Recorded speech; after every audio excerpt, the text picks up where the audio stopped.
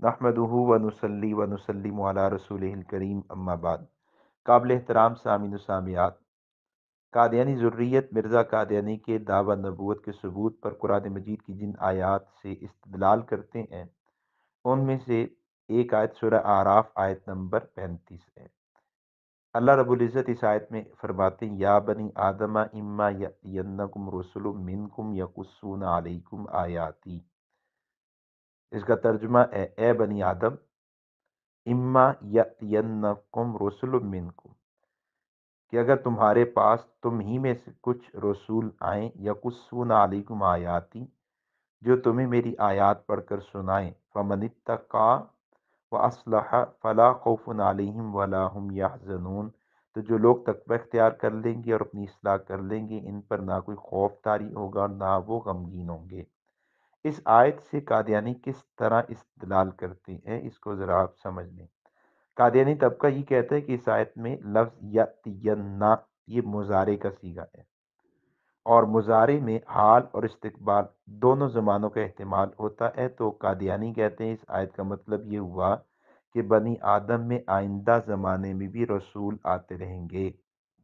یأتینا کا لفظ مضارع ہے، تو مضارع میں حال اور استقبال کا احتمال ہے، دونوں زمانوں میں سے کوئی زمانہ پایا جاتا ہے، اس لیے ہم کہتے ہیں کہ حضور کے بعد نبوت جاری ہے۔ یہ قادیانیوں کا طرز استدلال ہے۔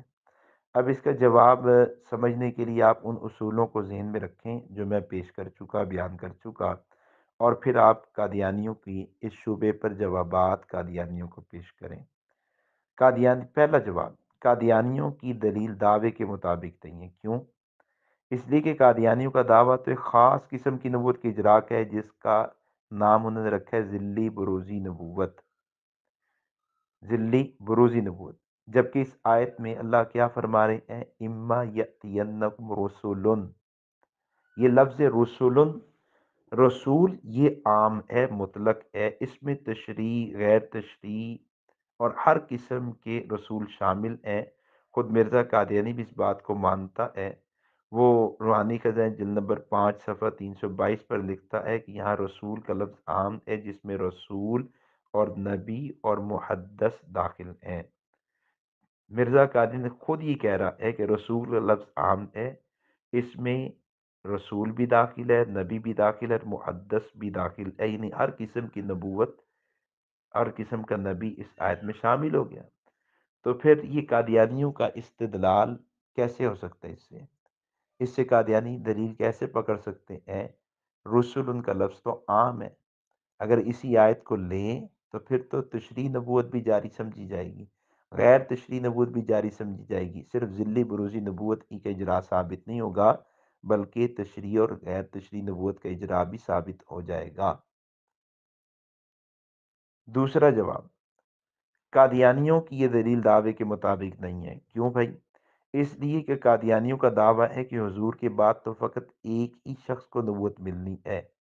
اب قادیانی جس آیت کو پیش کرتے ہیں اس میں لفظ ہے رسولن، یہ رسول کی جمع ہے، رسولن کی جمع رسولن۔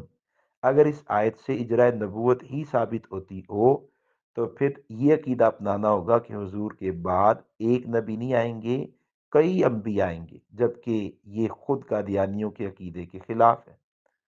تیسرا جواب، اس آیت میں لفظ ہے یا بنی آدم، یا بنی آدم، یہ یا بنی آدم یہ تو ہر ایک انسان کو شامل ہے، کافر بھی اس میں شامل ہے، غیر مسلم بھی شامل ہے، اس میں عورت بھی ہے، اس میں ہجڑا بھی ہے۔ تو کیا قادیانی یہ کہیں گے کہ حضور صلی اللہ علیہ وسلم کے بعد کافروں کو بھی نبوت مل سکتی ہے، حضور صلی اللہ علیہ وسلم کے بعد عورت بھی نبی بن سکتی ہے؟ قطعاً نہیں۔ یہ یا بنی آدم اس میں اتنا عموم ہے کہ اس میں تو پھر سب داخل ہو رہے ہیں، اس لیے یہ قادیانیوں کے دعوے کے مطابق دلیل نہیں بن سکتی۔ چوتھا جواب، قادیانی اس آیت کو پیش کر کے کہتے ہیں نبوت جاری ہے، اور پھر کہتے ہیں ذلی بروزی نبوت جاری ہے۔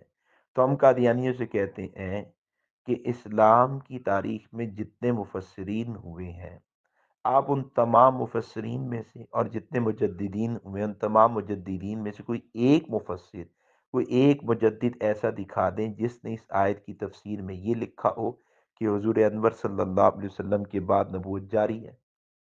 تمام مفسرین، تمام مجددین امت کو ختم نبوت کا عقیدہ دیتے ہیں، اجراء نبوت کا عقیدہ نہیں دیتے۔ چونکہ قادیانیوں کے ساتھ کوئی مفسر مجدد نہیں ہے، اس لیے بھی قادیانی کی بات قابل اعتبار اور قابل التفات نہیں، کہ مرزا کا اپنا اصول ہے کہ سابقہ امت کو اللہ نے فہم قرآن عطا کیا ہے، اس لیے ہم سابقہ امت کو نہیں چھوڑیں گے، مرزا قادیانی کو چھوڑیں گے۔ پھر اس کا پانچواں جواب، اس آیت میں لفظ ہے بنی آدم، اور بنی آدم انسان کو کہتے ہیں، جبکہ مرزا قادیانی کہتا ہے کرم خاکی ہوں میرے پیارے، نہ آدم زاد ہوں بشر کی جائے نفرت اور انسانوں کی یار۔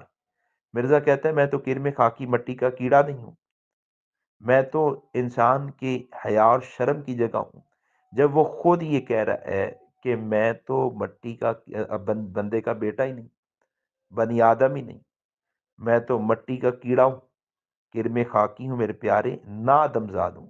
وہ خود کہتا ہے میں تو آدم زاد نہیں، میں تو بنی آدم ہی نہیں۔ جب وہ بنی آدم ہی نہیں تو پھر قادیانی اس کو اس آیت کے تحت کیسے شامل کر سکتے ہیں؟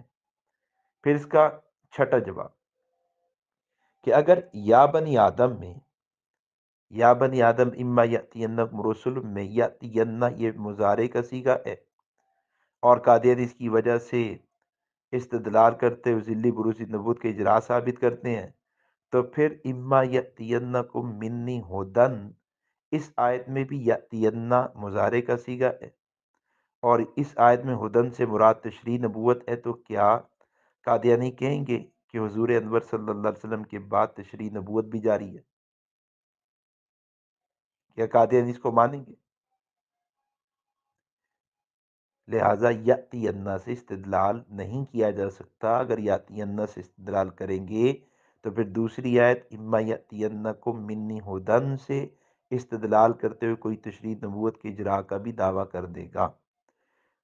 اور قادیانیوں کے موقف کا اور استدلال پر ساتواں جواب کہ اصل بات یہ ہے کہ اس امت میں، اس آیت میں اس امت کو رسولوں کے آنے کی خبر نہیں دی جا رہی، بلکہ اللہ رب العزت فقط ماضی کی ایک حکایت نقل کر رہے ہیں کہ ہم نے پہلی امتوں کی خبر دی تھی کہ ان امتوں میں رسول آتے رہیں گے۔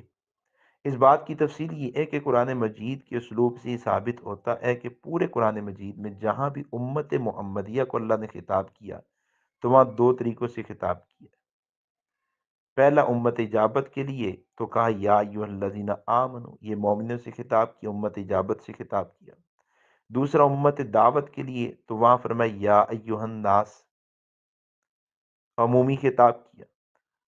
اور تیسرا خطاب کیا کافروں سے تو فرمایا یا ایھا الذین کفروا، یا ایھا الذین کفروا۔ اللہ تعالیٰ نے انہی طریقوں سے خطاب کیا ہے۔ اگر اگر اس امت کو کہا جا رہا ہوتا کہ تم میں حضور کے بعد بھی نبی رسول آئیں گے تو پھر اللہ رب العزت یا ایھا الناس نہ کہتے، بلکہ یا ایھا الذین آمنو کہتے۔ یا ایھا الذین آمنو کہہ کے پھر اس امت کو بیان کیا جاتا کہ بھئی یہ حکم لو، یہ عقیدہ لو، جیسے کہ اللہ تعالیٰ کا طرز ہے یا ایھا الذین آمنو نہ کہنا، یا بنی آدم کہہ دینا۔ یہ بھی اس بات پر دلیل ہے کہ یہ حکایت ماضیہ ہے، اور مفسرین بھی اسی بات کو لکھتے ہیں کہ اس آیت میں اللہ تعالیٰ نے حکایت ماضیہ کو ذکر کیا ہے کہ پہلی امتوں کو ہم نے یہ باتیں کہیں۔ پھر نوواں جواب، اگر قادیانی پھر بھی ضد سے باز نہ آئے اور کہ نہیں جی یہ یا بنی آدم اما یاتینکم رسل منکم، اس آیت سے اجراء نبوت ہی ثابت ہوتی ہے اور ذلی بروزی نبوت ہی ثابت ہوتی ہے، ضد پہ رہیں، ہٹ درمی پہ رہیں، نہ مانیں، تو پھر ہم کہتے ہیں کہ اچھا چلو ٹھیک ہے، اس آیت سے اجراء نبوت ثابت ہوئی اور اسی امت میں اجراء نبوت ثابت ہوئی اور ذلی بروزی نبوت ہی ثابت ہوئی بالفرض، تو یہ بتائیں کہ کیا کبھی کوئی نبی بنا بھی؟ تو کیا کہیں گے قادیانی؟ کہیں گے ہاں نبی بنا بھی، کون؟ وہ کہیں گے مرزا قادیانی۔ جب وہ کہیں گے مرزا قادیانی تو ہم جواب میں کہیں گے کہ مرزا قادیانی نبی کیسے بن سکتا ہے؟ اس میں تو نبوت والے اوصاف نہیں پائے جاتے، نبوت والی شرائط نہیں پائی جاتی۔ وہ تو جھوٹ بولتا تھا، گالیاں دیتا تھا، بد کلامی کرتا تھا، بے حیائی کرتا تھا، وہ تو اللہ رسول کا نافرمان گستاخ تھا، وہ تو شاعر دینی کا مذاق اڑایا کرتا تھا، تو کیا نعوذ باللہ جھوٹ بولنے والا نبی ہو سکتا ہے؟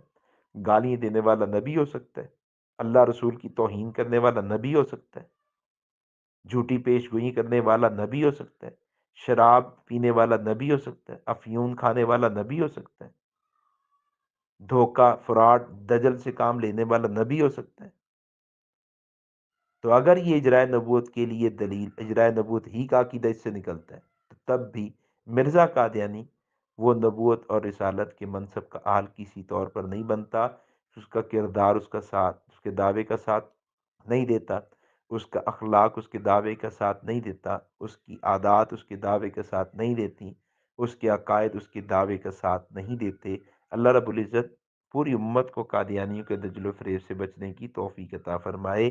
تو اجرائے نبوت کے بارے میں قادیانی شبہ جب پیش کرتے ہیں، کوئی آیت پیش کرتے ہیں، تو آپ نے اسی ترتیب سے اس کے جوابات ان کے سامنے پیش کرنے اور سوالات ان کے سامنے رکھنے ہیں کہ آپ کی یہ دلیل آپ کے دعوے کے مطابق نہیں ہے، کیوں؟ اس لیے وہ اصولی باتوں کو بنیاد بنا کر آپ سوالات کریں گے اور جوابات دیں گے۔